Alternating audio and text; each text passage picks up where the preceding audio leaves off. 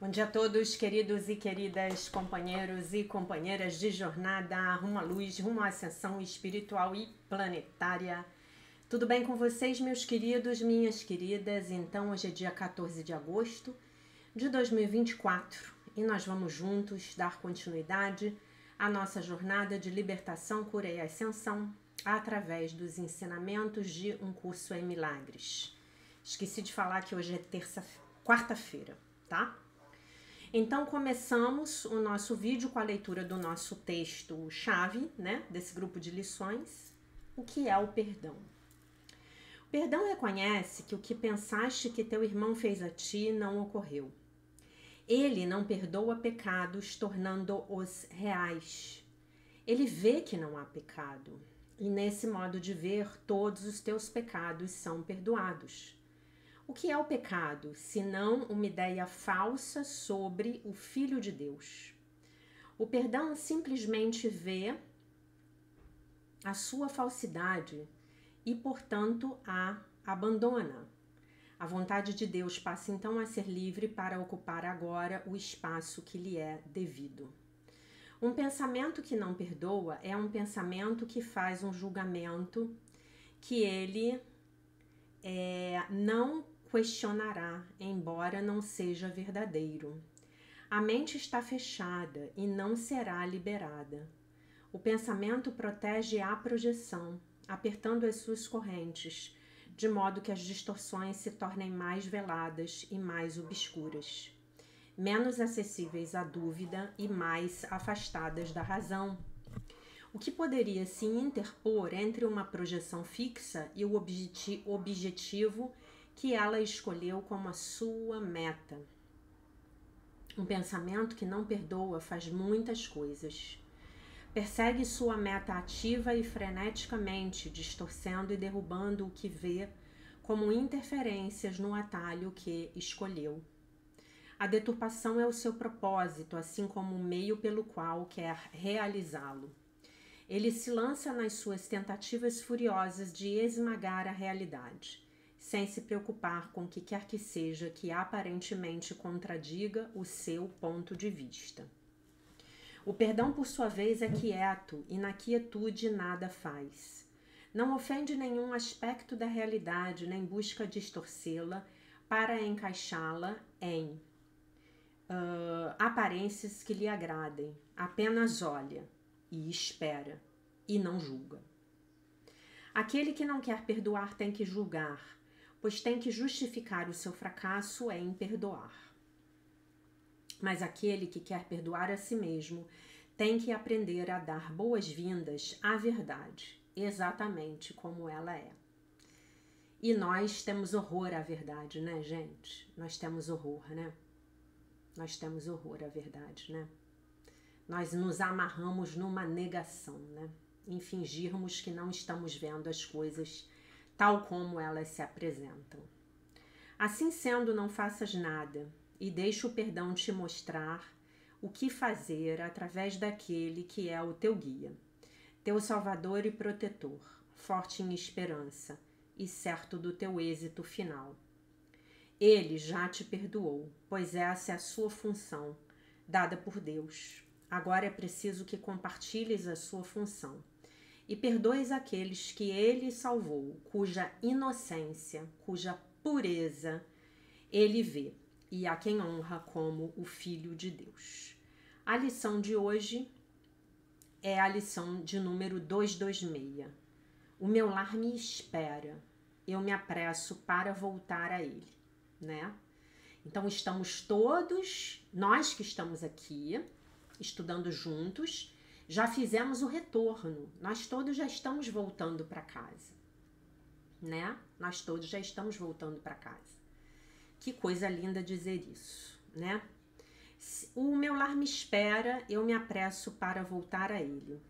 Se eu assim escolher, posso deixar esse mundo inteiramente. Não é a morte que torna isso possível, mas a mudança da mente em relação ao propósito do mundo.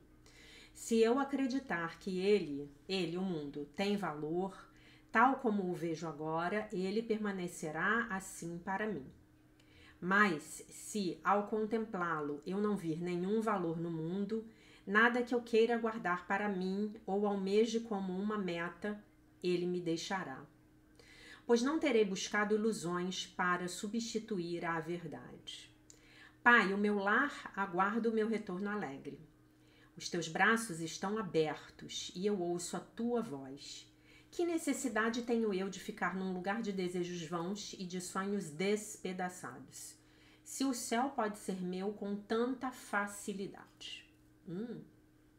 O meu lar me espera, eu me apresso para voltar a ele. Lição de número 226, para ser lida e praticada no dia 14 de agosto. Passamos para a leitura e para o comentário, para a leitura dos comentários do nosso livro-texto, né? Ele não está dando o propósito das lições, então darei para vocês o propósito que entendo que seja o propósito que Jesus tem para essa lição. É justamente eu me lembrar disso que eu falei ainda há pouco. Nós já estamos voltando para casa. Nós já começamos a nossa jornada de volta. Isso não quer dizer que não haverá desvios. Esses desvios poderão existir, tá? Esses obstáculos ao longo do caminho poderão aparecer.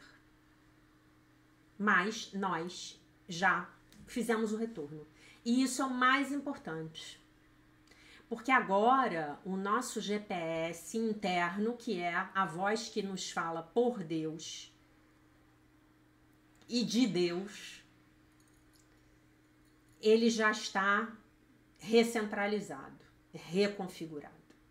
Correto? Fiz a minha unha ontem e já descascou. Ó, tragédia. Só uma mulher poderá entender o que eu estou falando. Sobre o que estou falando. Muito bem. Então, meu lar espera por mim. Me apressarei para voltar para ele. Não é isso? Então, se nós já tomamos essa decisão de voltarmos para casa, e o que é voltar para casa aqui, metaforicamente falando? Voltar para casa é justamente eu me recordar de quem eu sou e do que sou. Sou mente, espírito. Sou o filho, filha de Deus. Perfeito, inteiro, completo, maravilhoso, maravilhosa, curado, íntegro, isento de pecado. Não é isso? Então é exatamente disso que nós estamos falando, né? Já estamos voltando para casa. Isso é o mais importante. Já fizemos o retorno. Já podemos nos olhar com mais honestidade. Já podemos orar e vigiar apenas pelo reino de Deus, não é? A lição do Espírito Santo, sobre a qual falamos, eu acho, aí há umas 3 semanas nas lives, né? Teve 2 lives das lições do Espírito Santo. Se você não assistiu, me mande um e-mail, né? Muito bem. Comentário. O lar. Que palavra evocativa é essa? Eu estou voltando para casa. Algumas vezes, apenas em pensar em voltar para casa, mesmo que seja num sentido, num senso abstrato, isso pode fazer com que profundas emoções surjam em nós. Emoções felizes, eu espero. Embora, para alguns, uma vida num lar infeliz tenha manchado essa palavra. Mesmo quando o nosso lar, né, aqui o nosso lar físico, ele foi infeliz, a maior parte de nós ainda está preenchida com um profundo desejo por este lar como ele deveria ser, né? O nosso verdadeiro lar é em Deus. O nosso verdadeiro lar é em Deus. Nossos anseios pelo lar encontram suas raízes nos nossos anseios por esse lar espiritual em Deus. Vocês se lembram que no ano passado Na nossa jornada de cura da criança interior, nós estudamos este livro, Volta ao Lar, como resgatar e defender a sua criança interior. Esse livro não se chama Volta ao Lar à toa. Ele fala sobre esse processo. E vocês se lembram que no ano passado eu falei para vocês muito a respeito do Lee Carroll, do Cryon, daquele livro dele, Volta para Casa, Volta para o Lar, Jornada de Volta para Casa. Eu não me lembro qual é a tradução, né? Eu li o livro em inglês. Em inglês eu acho que é Journey Home, Jornada de Volta para Casa, né? Então, não é à toa, né? São livros que falam sobre isso, sobre a nossa jornada de volta para casa, o nosso verdadeiro lar, que está em Deus, está assentado no âmago de Deus, como dizemos na Seichonoye. Como eu posso voltar para casa? Há canções que transmitem a ideia comum de que nós vamos para casa, para o céu, quando nós morrermos. Os espiritualistas chamam isso de voltar para casa. Mas o curso aqui é extremamente claro. Ele fala sobre deixarmos este mundo e diz: não é a morte que faz isso possível, que torna essa volta para casa possível, mas é a mudança da mentalidade sobre o propósito do mundo que faz com que isso seja possível, tá? Então isso é muito importante, porque muitas vezes nós falamos assim, o Gasparetto brincava muito com isso, ele falava assim, a pessoa faleceu, né? Aí o fulano fala assim, bom, descansou. Aí o Gasparetto falava assim, descansou nada, porque ele vai lá para o plano espiritual e ele vai trabalhar ainda mais. Então, gente, não adianta nada eu morrer, eu ir para o plano espiritual com essa mesma mentalidade egóica que eu tenho aqui e agora. O que me leva realmente de volta para a minha casa, o que é? É a minha mudança de mentalidade. É o deixar ir o sistema de pensamento do ego. Já falei para vocês que o plano espiritual também é fenomênico. É mais sutil, é menos denso, mas também é fenomênico. Se você morre hoje com a sua mente dominada pelo sistema de pensamento do ego, num nível de consciência de medo, de culpa, de vergonha, de vitimização, de desejo, luxúria, vai ser isso que você vai vivenciar lá do outro lado. O teu nível de consciência. Na verdade, a única coisa que nós levamos deste plano quando morremos é o nosso nível de consciência. Por isso que todo o tempo que você passar em estudo, em oração, em meditação, em conexão com o teu Criador, todo esse tempo não vai ser em vão, nunca vai ser demais, né? Nunca vai ser demais. A menos que você esteja fazendo a sua busca de uma forma egóica. Dizendo, eu sou mais espiritualizado do que o meu vizinho. Olha, eu passo dias e dias aqui em oração, em meditação. Aí não adiantou. Aí você está fazendo de um jeito egóico. E aí não importa se você está fazendo isso ou se você está comendo adoidado. Se entregando ao, entre aspas, pecado da gula. Não importa. Você está no ego. A forma vai mudar. O conteúdo continuará sendo o mesmo. Voltando. Enquanto pensarmos que o propósito do mundo está nele mesmo, que de alguma forma a felicidade, a liberdade, o contentamento serão encontrados aqui no mundo, nunca o deixaremos, nunca deixaremos o mundo. Nem mesmo quando morrermos, entre aspas. Ele bota morrer entre aspas porque a vida é eterna, ok? As correntes que nos prendem a esse mundo são mentais e não físicas. Eu vou ler de novo. E essa frase vou dizer aqui para vocês todos, por favor, anotem na agendinha. né, querida Nilza? Nilza fez uma figurinha para mim, com a minha cara, escrito, anote aí na sua agendinha, né? Então eu vou ler a frase de novo. As correntes que nos prendem a esse mundo são mentais e não físicas. É o nosso valorizar do mundo que nos prende a ele. Se nós valorizamos o mundo tal como o vemos agora, ele ainda estará preso a mim mesmo quando o meu corpo desmoronar. Se eu não mais vir nada neste mundo, assim como o vejo, que eu queira me manter buscando, então eu estou livre. Há um mundo de significado, literalmente, nessas frases, tal como o vejo agora. Deixa eu ler aqui no português, para ficar melhor, né? Que aí a gente fala do jeito que ela está falando.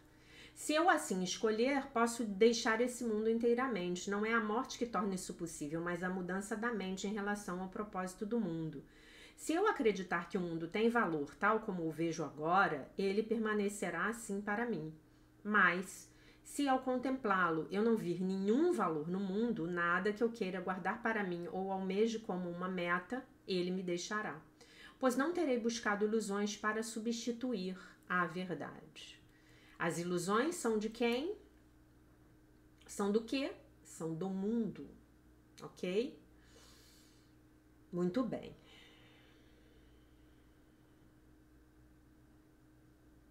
Na percepção do ego, este mundo é um lugar de punição e aprisionamento.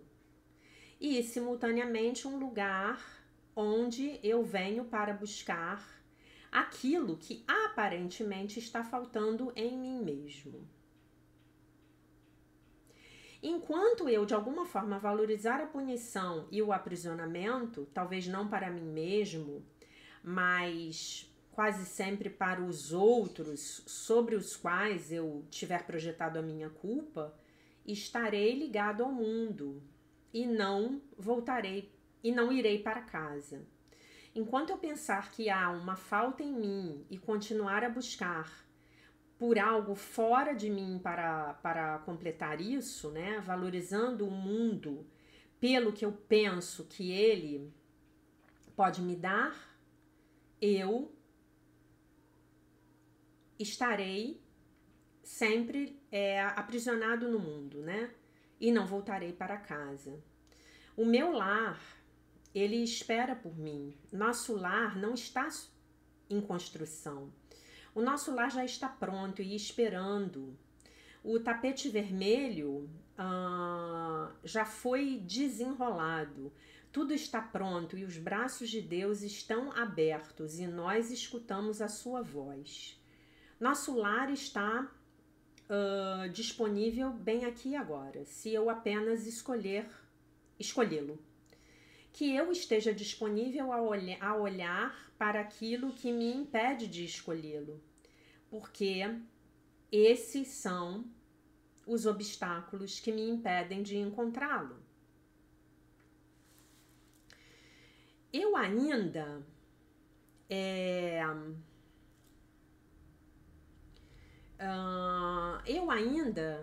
estou esperando aqui que o meu príncipe encantado venha, ou a minha princesa. Eu ainda tenho coisas que eu quero fazer antes de estar pronto para ir. Eu ainda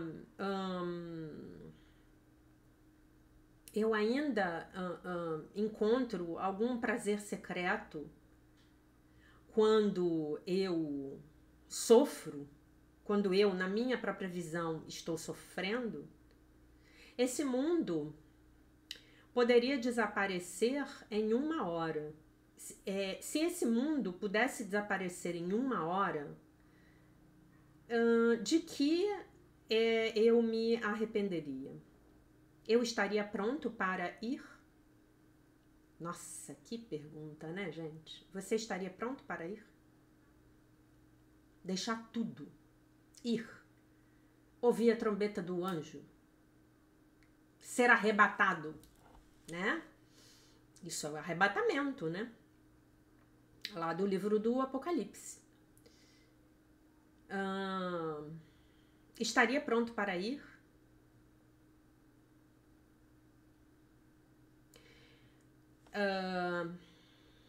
Se uma tremeluzente cortina aparecesse na minha porta e uma voz proclamasse: passe por esse portal e você estará no céu. Passaria eu por esse portal? Por que não? E aí, vocês sabem qual foi a primeira coisa que me passou pela cabeça? Vocês vão rir muito quando eu falar isso. Porque olhem como a crença no pecado é forte no indivíduo. Na indivídua. É piada, tá, gente? Então, se essa cortina tremeluzente aparecesse na minha frente e a voz, essa voz de Deus proclamasse: passe pelo portal e você estará no céu, passaria eu?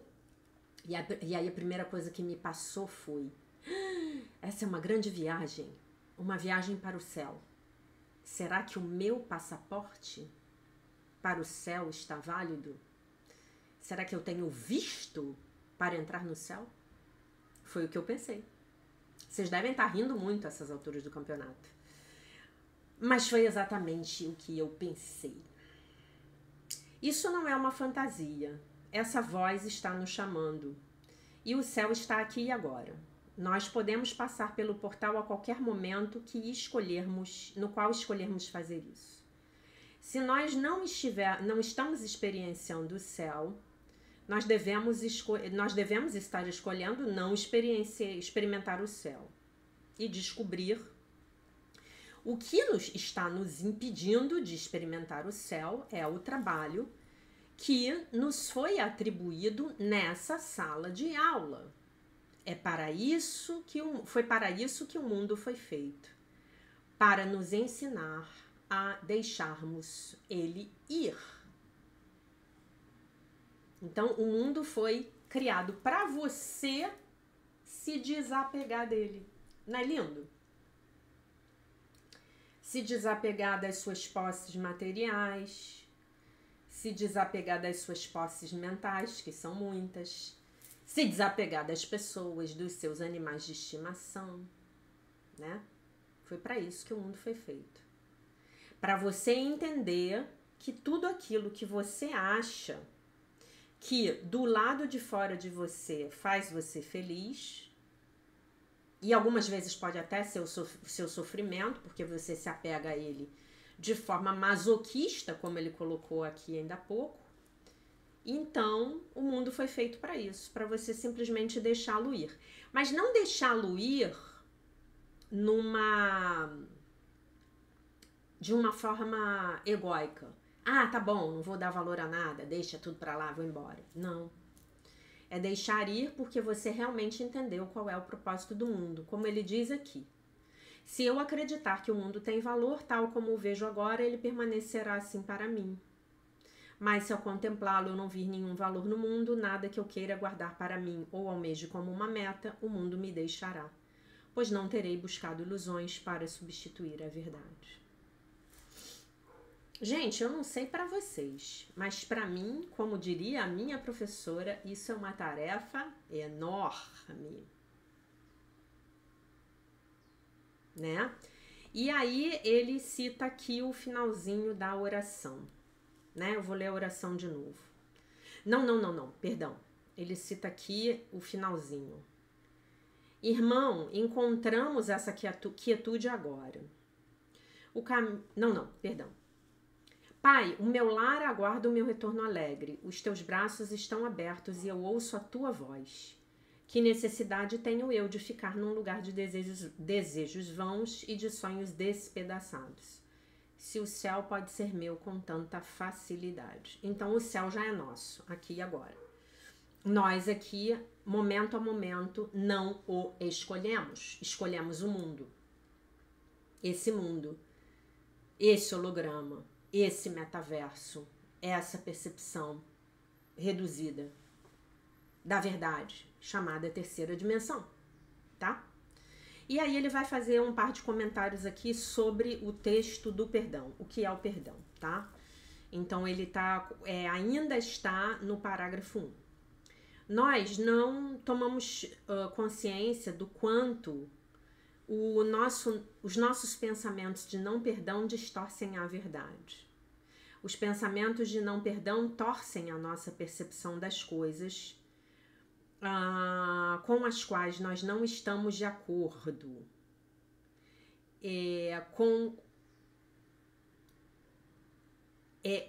como o não perdão quer que nós vejamos as coisas. Esses pensamentos passam por cima de qualquer evidência em favor do amor e encontram evidências em favor da culpa.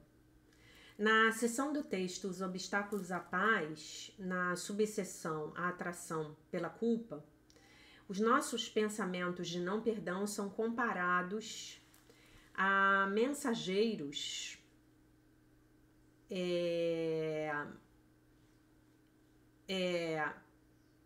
que estão catando, digamos assim, o lixo, né? Deixa eu ler aqui para vocês em português, é melhor. Deixa eu ver aqui. Vocês sabem que sobre essa sessão, o Dr. Kenneth Wapnick, ele escreveu um livro inteiro chamado Os Obstáculos à Paz. Para vocês verem o tamanho dessa sessão. Ela está no capítulo 19, que se chama Alcançar a Paz. É a sessão 4, Os Obstáculos à Paz. Tá? E é a atração da culpa, tá?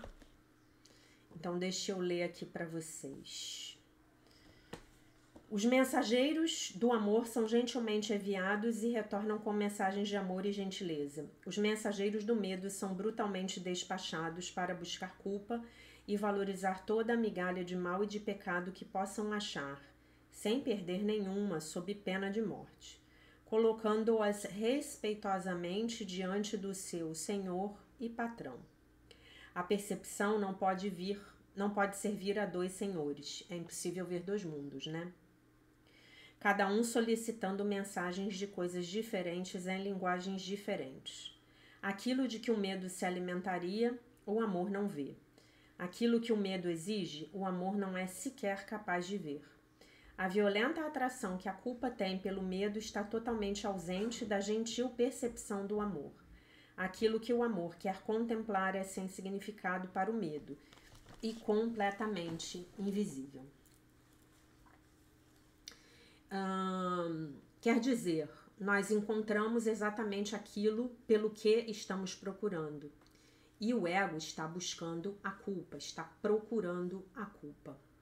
Mas a distorção é apenas um método utilizado pelo ego. A distorção não é apenas o método usado pelo ego. A distorção também é o propósito do ego. E então o propósito da falta de perdão é distorcer a realidade. A falta de perdão, furiosamente, tem por objetivo esmagar a realidade, sem preocupações com qualquer coisa que poderia aparentar mostrar uma contradição ao seu ponto de vista. A realidade é o inimigo odiado, é a presença intolerável, porque a nossa realidade é ainda a de filhos de Deus, nunca, nem levemente separados dele. A realidade expõe o ego como uma mentira e não pode ser tolerada. E então, da forma como as nossas mentes trabalham, quando dominadas pelos pensamentos de não perdão, né, essa forma é projetada desde o início para distorcer a realidade, além de todo o reconhecimento.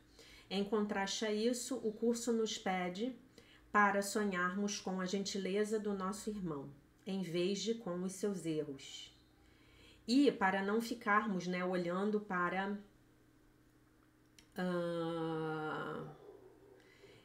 e não colocarmos de lado suas muitas dádivas, apenas porque ele é imperfeito. nos pede para olharmos para o amor, em vez de buscarmos a culpa. E, em vez de encontrarmos a culpa, tentarmos encontrar o amor, em vez de encontrarmos a culpa. Para começar, nós podemos simplesmente dar início ao questionamento a respeito da forma como nós estamos vendo as coisas, conscientes de que os nossos processos de pensamento e os nossos métodos de fazermos os nossos julgamentos foram severamente danificados e simplesmente não são confiáveis. O fato não é que nós não deveríamos julgar, o fato é que nós não podemos julgar. Já falamos disso aqui 1 milhão de vezes, né? Na série de vídeos de 2022, a gente tem, 365 vídeos, e em 300 dos vídeos nós devemos ter falado a respeito disso. Nós estamos operando numa capacidade diminuída. Precisamos de uma mente saudável para julgar em nosso nome. E essa mente é o Espírito Santo. É a nossa mente certa, né? Então, queria falar para vocês aqui uma observação sobre essa frase aqui. A distorção não é apenas o método utilizado pelo ego. A distorção é também o propósito do ego. Então, é o propósito do não perdão, o propósito do não perdão é distorcer a realidade.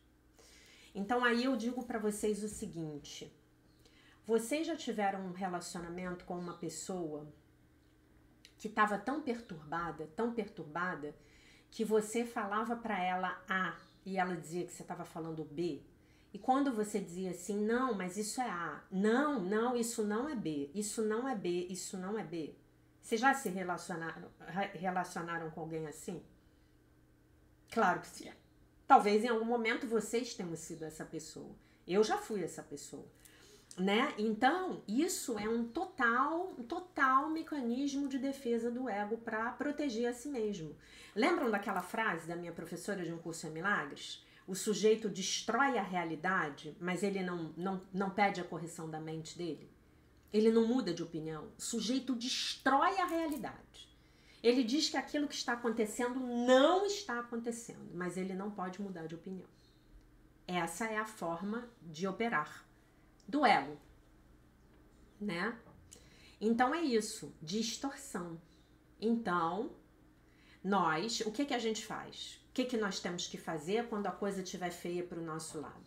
Eu tô lá numa situação que tá muito difícil para eu ter uma visão crística daquilo. Então eu peço, eu oro. Eu falo, meu Divino Espírito Santo, por favor, olhe para essa situação através de mim. Me dê a tua visão. Me dê a tua solução. Me mostre o que eu tenho que fazer, com quem eu tenho que falar, aonde devo ir, com quem tenho que falar e o que dizer. Não é isso que eu faço? Porque aí, nesse ponto, eu tô numa postura de total e absoluta humildade, né? E eu posso, então, permitir que esse julgamento verdadeiro, que na verdade é a percepção verdadeira, que é a única possibilidade que eu tenho aqui de ter acesso ao conhecimento, porque o conhecimento está íntegro no céu, na terceira dimensão, o máximo que eu consigo é ter a percepção verdadeira. E aí o Divino Espírito Santo vai me dizer o que fazer, aonde ir, com quem falar, o que dizer, né? Para falar a oração certinha, o que dizer e a quem. Tá bom? É isso. Achei essa lição hoje, esse texto de hoje, muito forte, tá? Mas muito forte mesmo. Vou terminar aqui lendo mais uma cartinha do baralho do Osho, do Mestre Osho. Nós vamos ler a carta do Rei de Copas, a cura. Não, é você. Você é quem carrega a sua chaga. Enquanto existir o ego, o seu ser como um todo será uma ferida. E você irá carregá-la por aí. Ninguém está interessado em feri-lo. Ninguém está de fato esperando para machucá-lo. Todos estão ocupados em proteger os seus próprios ferimentos. Quem teria tanta energia para ainda querer atingi-lo? Mas ainda assim, acontece, porque você está demasiado pronto para ser atingido, demasiado pronto apenas na expectativa de que alguma coisa aconteça. É impossível atingir um homem do Tao Te Ching, né? Do caminho, né? Por quê? Porque não existe ninguém ali para ser atingido, não há nenhuma ferida. Ele é saudável, curado, pleno. A palavra pleno é bonita. Em inglês, a palavra curar, to heal, vem de pleno, whole. E a palavra sagrado, holy, tem também a mesma origem.